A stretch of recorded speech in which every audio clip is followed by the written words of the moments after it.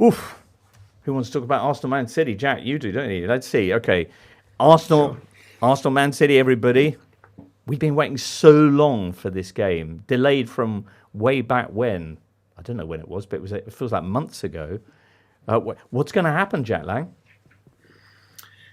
Yeah, I mean, that delay has, I suppose, made it more interesting in some respects. So I think it would have been nice to see the clubs go at it, as it were, with both in really top form. That's not the case now. I think Arsenal, visibly going through a little bit of a blip. Manchester City, not amazing themselves, and also have this whole context in the background that's kind of detracting from things on the field. So it's not quite the kind of beautiful advert for our league that it may have been a couple of months ago, but I don't think any less interesting for that fact. Trossard got his first goal for the Gunners. Took them a while to break down Brentford's low block, but Trossard, who's surprised by how well he's doing there for Arteta's side? Because I was a bit.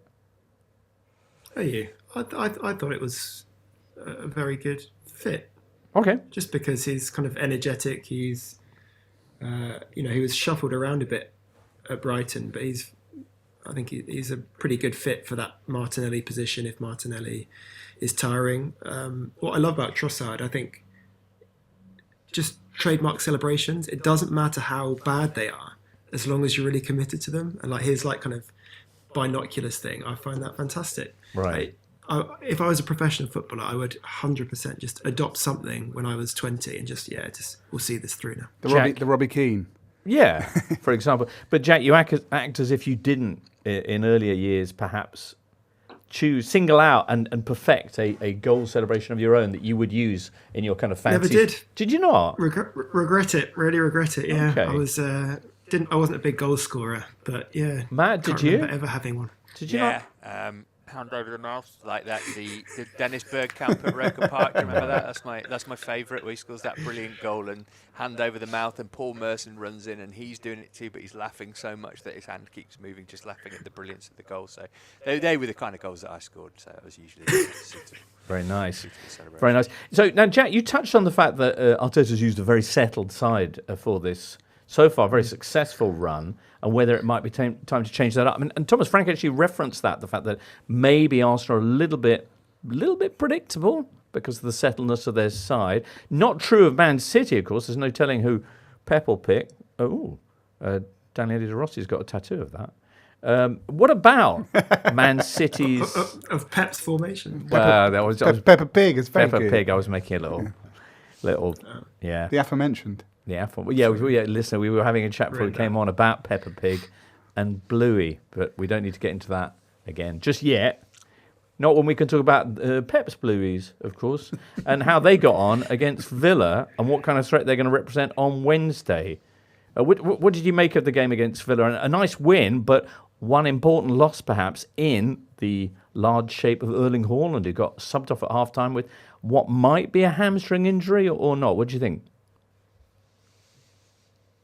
Yeah, it's difficult to say, isn't it? Whether it's going to be obviously it's going to be a big loss for them because he's a brilliant player. But if you're bringing on Julian Alvarez as his replacement and you're playing against a side who you always beat, pretty much have a great record at the Emirates, do City, that it's not necessarily a huge problem for them as playing Bernardo Silva at left back on Wednesday night might be.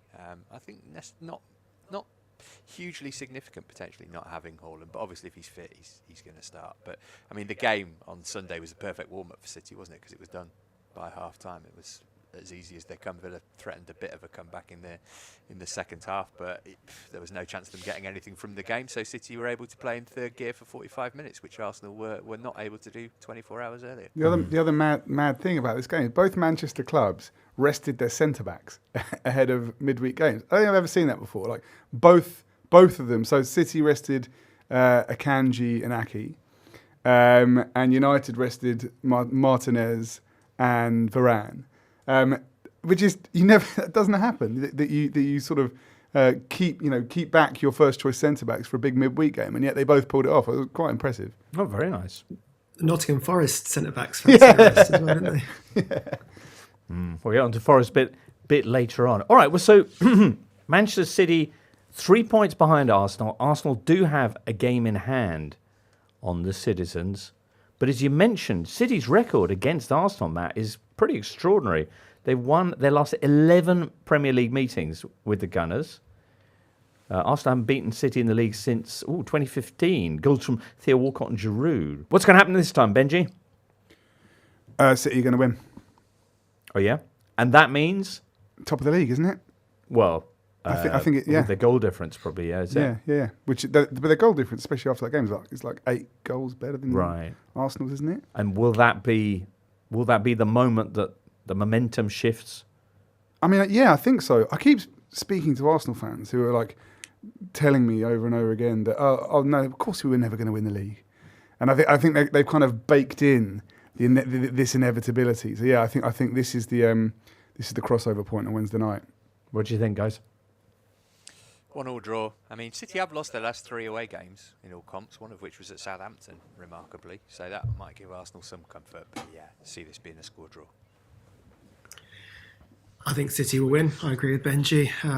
I've really enjoyed Arsenal up to this point in the season, but there is an air of inevitability about City, I think, even when they're not playing amazingly well. You just think of the players that can come in that haven't been really performing so far. You know, Kevin De Bruyne's only really finding form now. Phil Foden is still to come back in. They just seem to, even with a fairly small squad, the options they do have are really good options, and I'm not sure the same can be said of Arsenal, unfortunately, at least until maybe Gabriel Jesus comes back. Matt, you mentioned Man City getting beaten by Saints in the League Cup. We've also seen them caught out by Brentford of late. The way Arsenal play, though, is it likely to be a lot more favourable to City on Wednesday night?